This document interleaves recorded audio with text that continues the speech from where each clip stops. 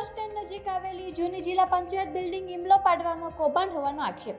જૂની જિલ્લા પંચાયત કચેરી હાલ જર્જરિત છે. ત્યાં નવું બિલ્ડિંગ બનાવવા માટે જૂનું બિલ્ડિંગ પાડવાનું કામ ટેન્ડર વગર સોંપેલ હોવાના આક્ષેપો છે. જૂની બિલ્ડિંગ પાડવાનું કામ વ્યક્તિએ ઇમલનો કિંમત અંદાજે 30 લાખ જેવી થાય છે, ત્યારે અધિકારી નિયમ મુજબ કામના 13 લાખ જેવી રકમમાં આપેલ હોવાનું જણાવેલું છે. સરકારી અધિકારીઓ અને મોટા કોન્ટ્રાક્ટર વચ્ચે સાઠાગાંઠ નજીવી રકમમાં ઇમલો પાડવામાં કામ સોંપી દીધાનું હાલ ચર્ચામાં છે.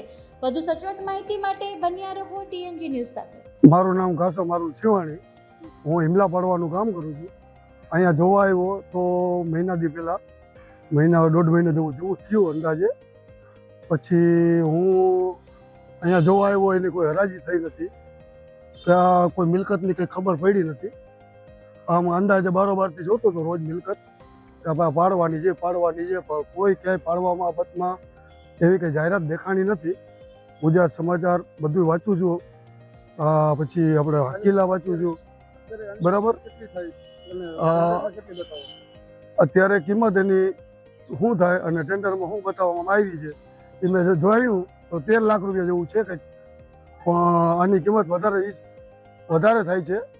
આ કેમ કઈ રીતે આપ્યું એ કંઈ મગજમાં બેસતું નથી.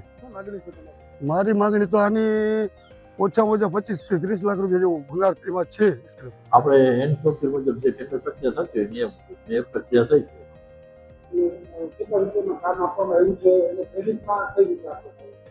જે છે અમાઉન્ટ સમથિંગ 2 કરોડ 96 લાખ જેવું ટેન્ડર હતું, તાંત્રિક મંજૂરી.